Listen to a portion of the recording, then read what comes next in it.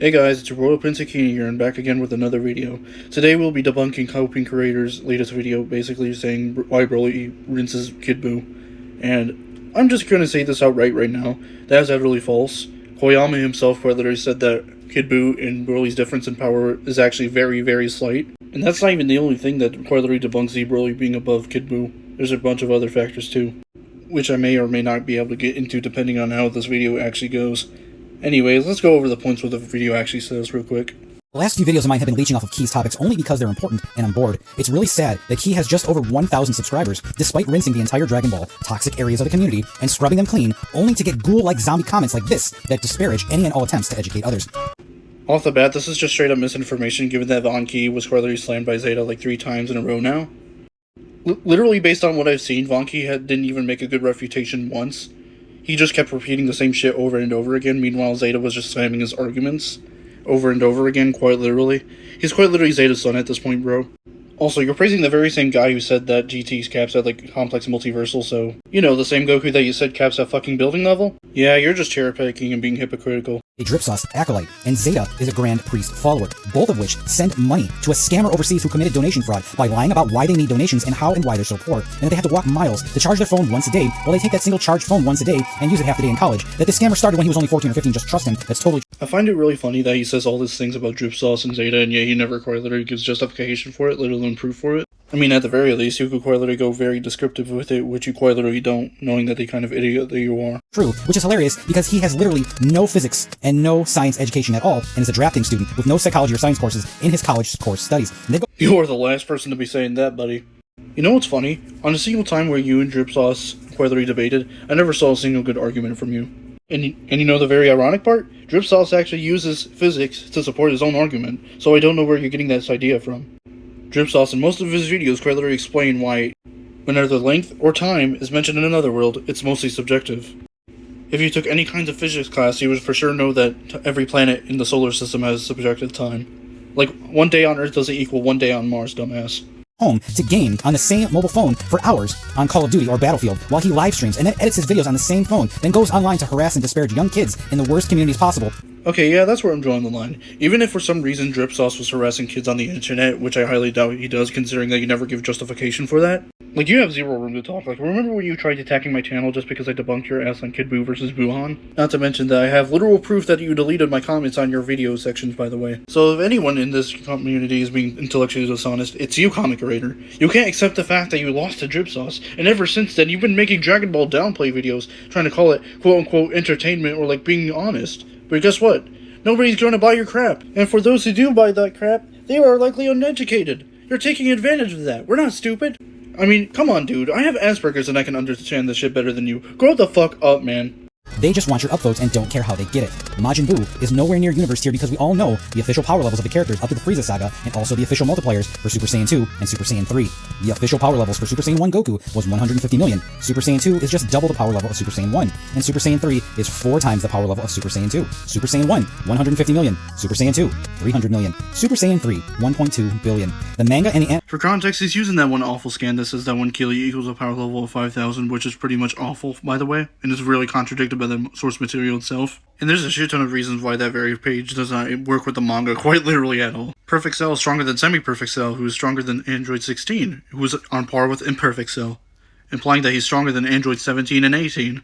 And what's the first thing we learn about these two androids? They are stronger than Mecha Frieza, who's in turn stronger than Frieza on Namek. You see the problem? Super Saiyan Goku was able to push Cell during the Cell games, which he logically shouldn't be able to do if his power level stayed the same as it is on Namek. And even if for some reason we do take that statement of Kili equals like 5,000 power level at face value, you're quite literally assuming that Goku went all out against Yakon, which is quite literally not true. The only reason why Goku even went Super Saiyan against Yakon was to be a fucking torch. Not to mention, actually read Goku versus Yakon before he even went Super Saiyan. He didn't even need Super Saiyan just to beat him, he was just toying around with him. Said that Super Saiyan 3 Goku is leagues ahead of Kid Buu and could have easily beaten him if it weren't for that he wasn't freshly powered up and didn't screw around to let Vegeta have his revenge. There are many issues with that argument. First of all, Goku has been going all out against Kid Buu the entire time. He was fresh at the first 10 seconds of the battle. If Goku could one-shot Kid Buu as a fairly fresh Super Saiyan 3, why didn't he do it at the start of the fight? Oh yeah, it's likely because Kid Buu's fucking stronger. Also, just because a character says that just because they power up they can beat something doesn't mean it's exactly true. An example of this is on Namek. Vegeta claimed that he was a Super Saiyan and that he was going to beat Frieza. Did that end up being true? Hell no. Vegeta outright said that he was going to beat Perfect Cell. Did that end up being true? Hell no. Even if you try to argue that Goku and Vegeta are separate characters, Goku was clearly acting like Vegeta in that moment. He outright said that he was being cocky and that he underestimated Kid Buu. Please read the fucking manga before you make an assertion like that, broski. Go get him. Don't you worry about me. You're a Super Saiyan 3. You should be able to generate more than enough power to destroy that monster. Well, maybe I could have done it when I was fresh, but I let the fight drag on so you could have a shot. I should have done it! Darn it! Now I'm weak! I'll need time! Using the original Dragon Ball Z English dub as evidence is pretty fucking crazy. Like, come on, dude. If you're actually looking for good evidence to back up the source material, listen to the Japanese sub or read the actual manga. It's really not that hard.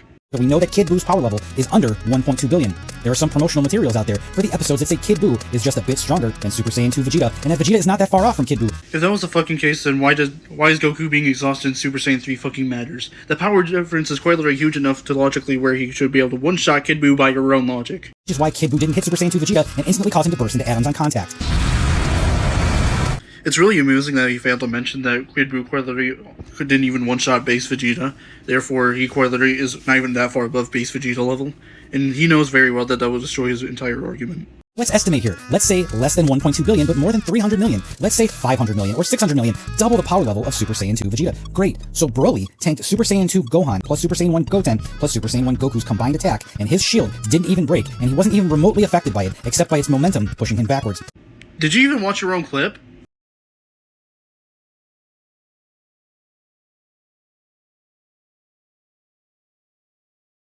I'm just baffled at this point that you let your own clip debunk you.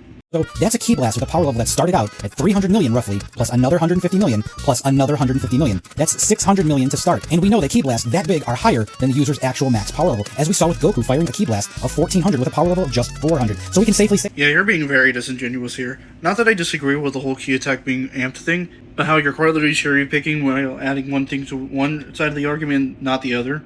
Which quite literally works on both sides, by the way. So, that Ki Blast fired at Broly was 1.8 million on the low end, which is reflective of V-Jump citing Broly's power at 1.4 billion. I'm sorry, that just hit me funny. That's not even a real fucking— that's not even V-Jump. You're using a fucking fandom, dude. And you're calling the Dragon Ball debate honest? Get out of here, man. Which is just 200 million more than Super Saiyan 3 Goku. This is spot on for a reason. The writers knew what they were saying and doing when making the power level, because they wrote it. This is not even true. If you knew how the Z movies worked, then you would know that they were originally going to be intended to fit in with the anime. Therefore, the actual intention was the movies to actually scale to the anime, not above it. A blast of 1.8 billion, more than Super Saiyan 3 Goku's power level, didn't even scratch Broly's shield and couldn't break it, and it fired directly into the sun. This massive blast didn't do a thing to Broly, and it was the sun that rinsed him. I said this before and I'll say it again. Watch your damn clip! That the sun was not even slightly affected by this massive combined blast that had a power level higher.